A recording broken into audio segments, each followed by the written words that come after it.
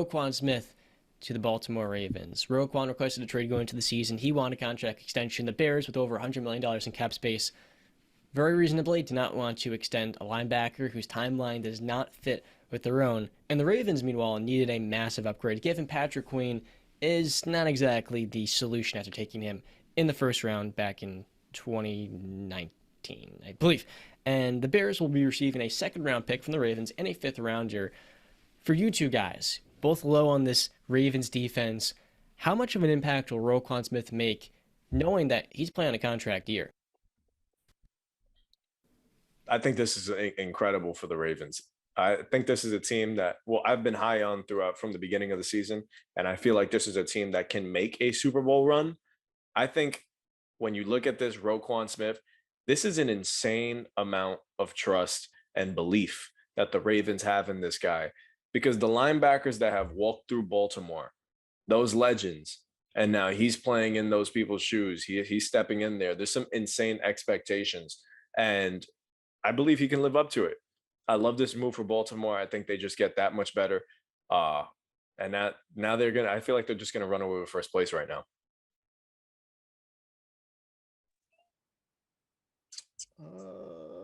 I mean, it's a pretty good move. I mean, I like the move. I'm not going to hate on the move, but as far as it changing like their entire life, I don't think it's that great of a move. So, I mean, his biggest skill set is really his ability to stop the run and be a great tackler. And the Ravens are struggling with passing down situations, stopping the pass. So he's a solid pass coverage linebacker, but he's not going to knock your socks off, and he's not going to be able to go toe to toe with the best tight ends. Or if you stick him on a wide receiver, I would say good luck with that. But I like the move a lot. I don't want to hate on the move. I think it's a really great move. I agree with Justin's sentiments about he's got a lot to live up to because with the linebacking history in Baltimore. So, yeah. It's not even as much about Roquan Smith as it is the linebacker position. Those guys can get phased out when you're just throwing the ball out. But for the Ravens, it's not just Roquan Smith coming back. Tyus Bowser and their second-round draft pick, he was supposed to be a first-round pick until he tore his Achilles at the Combine, and David Ojabo have both been activated, and their returns are right around the corner. So for a Baltimore defense that's getting back, probably it's what's going to be its soon best edge rushers. You add in Roquan Smith, and with Marcus Williams, he's out, okay, but Marcus Peters, Marlon Humphrey, they're going to have more and more time off of those knee injuries. And you say to yourself, if this Baltimore defense is playing at a high level in December and Baltimore is getting stops, it takes so much pressure off an offense that this year has had too much expectation. There's been too much pressure on them to win them games. And I feel for them this really does balance out both of those two units. Ultimately, I never feel great about paying a linebacker. And for as good as Roquan Smith is, an elite player, probably top 5, top 7, at the end of the day, I think the Ravens do have bigger issues on their defense, and that most notably is getting to the quarterback. This episode is brought to you by our friends at BestAmp. When it comes to sports betting, BestAmp is changing the game. You want to maximize your return, and with the BestAmp app, all you have to do is download it and sign up on their different affiliate sportsbooks, and you can see all the best odds given straight to you in one single place. The visual tools are very helpful, and by the end of the year, you can use it for accounting. You can get all the analytics that you'll need so that you can bet like a pro. Be sure to use our referral code at WISEGUYS, WISEGUYS. Thank you to BetStamp for supporting us, and as always, back to the show. So the next move was the Chicago Bears.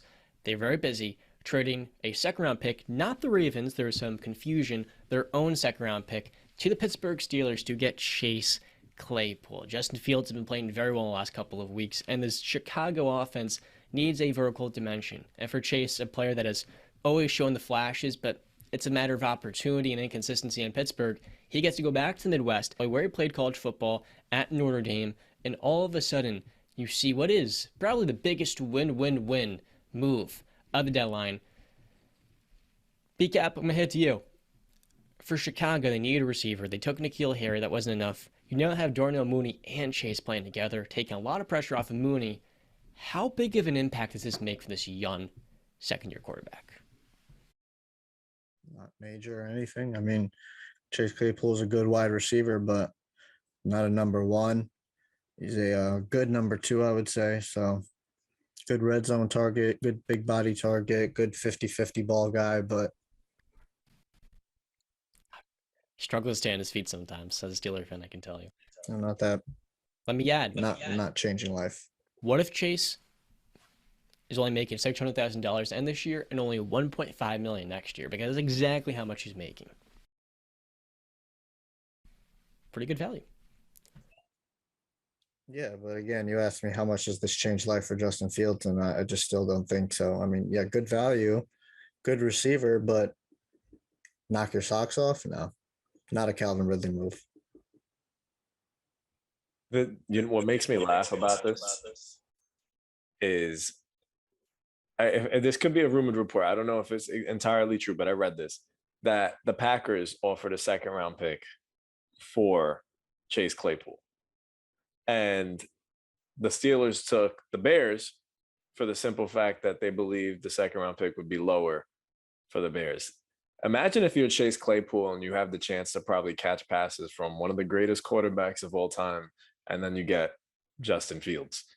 And I'm not trying to knock Justin Fields because John, you're right. He has played a whole lot better of late, but you said it's a win-win-win situation. I think it would have been more of a win-win for Chase Claypool if he went to Green Bay, because he would have instantly been, I mean, debate me if I'm wrong, probably the best wide receiver on the Packers. In terms of maximizing that payday that he's up for in a year and a half. That's true. But he would have instantly been a big target getter in the Green Bay offense if he was there. But for the Bears, at least, yeah, I think it's an awesome move, and I think it makes things a lot better because N'Keal Harry is not Chase Claypool. Chase Claypool is leaps and bounds better than N'Keal Harry, and I do think if the Chicago Bears continue to roll it the way that they have, and while yes, they lost last week, but if they continue to improve that the way they have been, I see this as a win-win for Justin Fields, really. This is a big thing for him. And he should be happy that his organization went and got him another receiver. And look, fellas, we were all very critical of the Bears coming to this season. They've proved us all wrong. So we owe them an apology. Not because they're blowing our socks off, okay? They have won a handful of games that were very easy to win.